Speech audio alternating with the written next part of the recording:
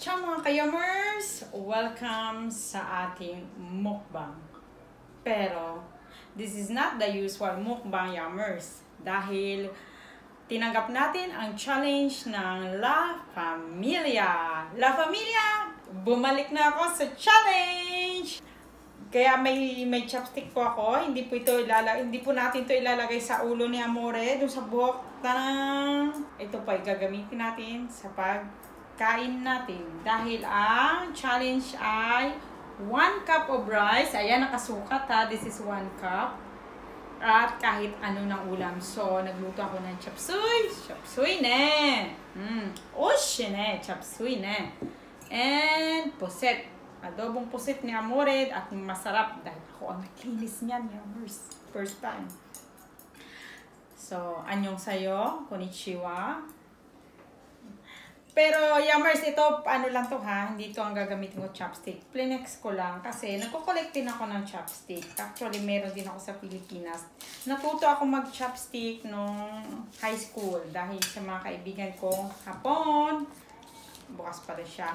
Ito kasi, hiningi talaga ito. Naglakas loob ako humingi lang sa Lausanne, Switzerland.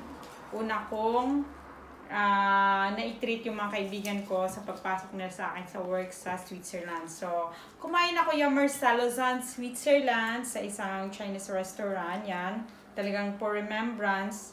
Dahil you know, Lausanne is a very nice place. At doon ginanap ang Olympics din. And, binilhan ako ni Amore ng chopstick na maganda. Kasi alam niyo bakit yamers maganda siya? Kasi, ang chopstick kasi, like this one, we have also this one. We have this one, di ba? Yung parang ano lang siya, yan o, usually sa restaurant, ito yung mga binibigay nilang chopstick. Yung ibalik mo lang siya, okay na siya. Minsan, yamers, pag di nyo ginagamit yung kamay natin sa pagsusulat, medyo pumapangit ng sulat na ngayon sa chopstick, para naman medyo masanay tayo. So, binili niya ako ng napakagaan para hindi mangalay sa kamay. And the set of lagay ng chopstick at lagay ng aking pagkain. So, ano pang hinihintay, yummers? Itong challenge na to ay para sa akin ay wala siguro matuwa kasi makakain ako na gamit ang chopstick. Ayan, ginamitan na natin siya ng chopstick. Okay. Kita nyo ha, hindi siya yung kanin ng Japanese. Kasi pag kanin Japanese o sa Korea or Chinese, thank you love, hindi siya ganito ka magbubuhaghag. Meron talaga sila kasing kanin na parang kalang malagkit. So, sa challenge, ay isa lang kamay ang gagamitin without using other hand. Lagi lang siya nakaganyan. So, ano pa yummers? Let's begin. Kailangan maubos natin itong 1 cup of rice. Sa ulam naman, wala namang sinabi. So, La Fam, this is it! Mga kalapamilya, I challenge you too. So, ayan, pag ganito na lang para makita nyo, no? Imbis na pagparap sa akin. O, ganito. Sige. Sarap ng kanin. Bagong saing eh. Ay, kung pusit ka. Ano pusit? Kasi hindi naman ito kasama sa challenge eh. Kanin lang. Wala. Hindi ko siya ginamit sa pagkain niya, sa tinulak ko lang sa kanya.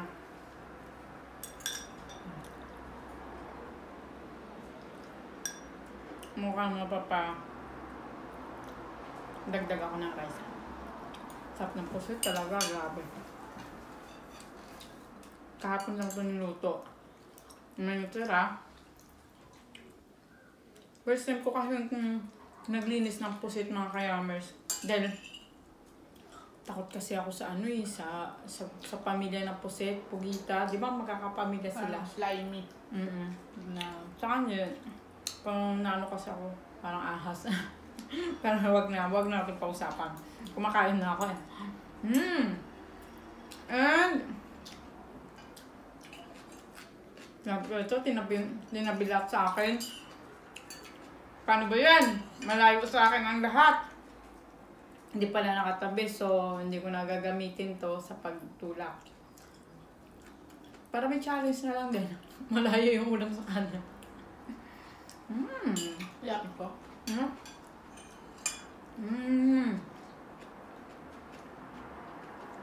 Yung corn. Actually, request to ni Amore. Yung Chopsuey. Kasi nga, nagkago na siya hindi nakakain. Kaya pinagluto ko siya.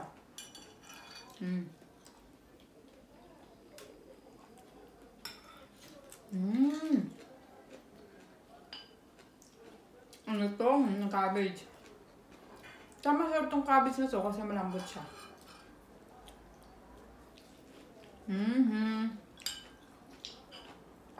Yung cabbage saka yung bell pepper, half cook ko lang yung yam rice kasi hindi ko siya gusto pag na-overcook.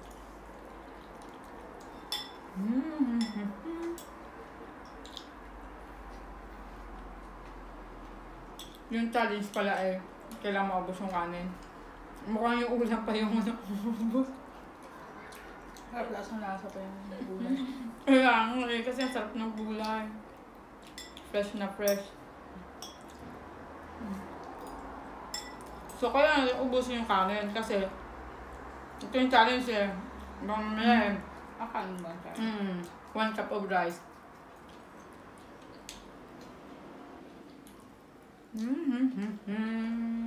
Sarap. Grabe. Sarap ng pusit. Manghang. Masas. Dami kasing luya to, yummers. Tinagdadan mo siya luya. Alam nyo na, luya is life na ngayon. Dati walang luya dito. Sabihin ko daw, sabi ni Amore. Para may pag-usapan kami.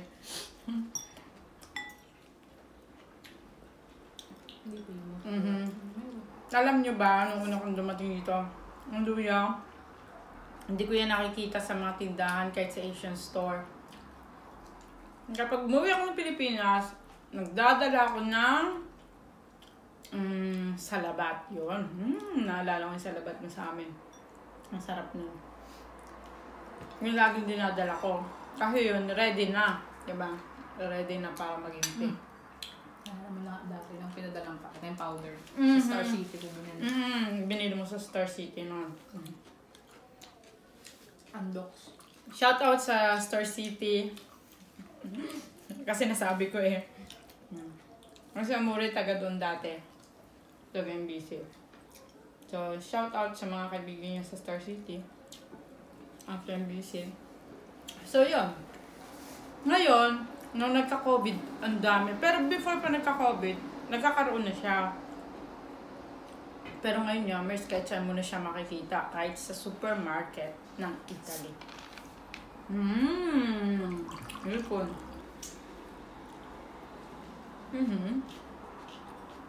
So, sabi ng Amore, bilisan ko na daw. Kasi, 10 minutes na. Ayun kasi maubos ang rice. Go. Ako ka siya, yummers. Ano yung sa kanin? Bawal buti ay halaga. Sabi niya ng lolo ko, diba? Sabi ko yun sa isang episode live. Kasi nga, naranasan. Kahit ako naman, naranasan ko magtali, mag-ani at mag-bilad at mag-kain. At kumain. At kumain. At nanhigit sa lahat, kumain. So, kanin na lang muna yummers kasi ang kakakain ko rin ng chopstick mamaya. Pero, yung challenge kasi is 1 cup of rice. Pagkain na rin natin. Ba't ko naman nilagay mo? Ay, magmamakya siya. Tapos nakalayo talaga sa akin. No, wag mo. Tapos, grabe na ba ng tuto na pupukabol na kami mabili. Buti na kami sa isa.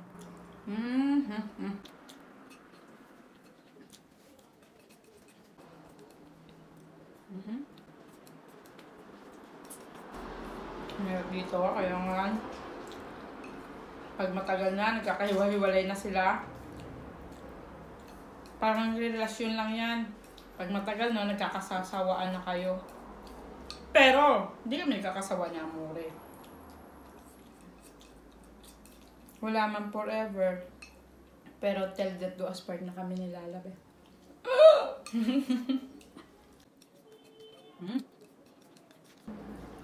Mamaya, nakita na nila yun. Ayan. Ayan mga kalapam ha. Malapit na ako matapos. Pero yung ulam ko talaga, gusto ko pa siyang kainin. After nito, ulam na.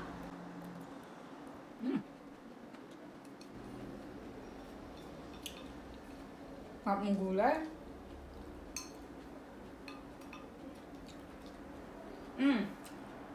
Hindi ko nasabing technique pa lang. Pero ganito talaga yung proper way of using chopstick. Para madali nyo siyang lapam! Ayan na! Kindly focus mahal ng aking pinggan, please.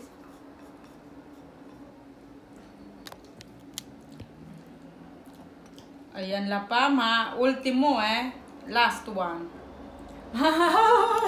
Tarang! This is the last piece of rice. Done. So, mga kalapam, actually itong chopstick is not a challenge for me. Pero nag-enjoy ako.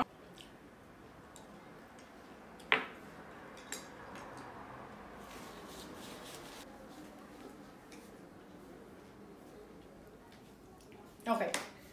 So, ayan mga kalapamilya, lafam, ubos po ang kanin, simot, alinis ang ating pinggan.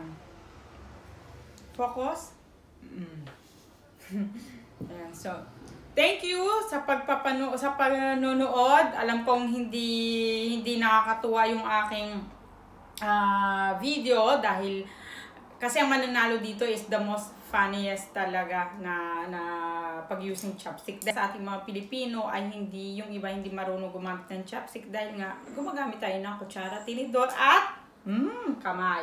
So, thank you for watching and I hope you enjoy my mukbang. Yun na lang masasabi ko dahil alam kong hindi kayo nag-enjoy sa aking chopsticks challenge. And sa mga hindi pa nakasubscribe, please subscribe naman kayo dyan.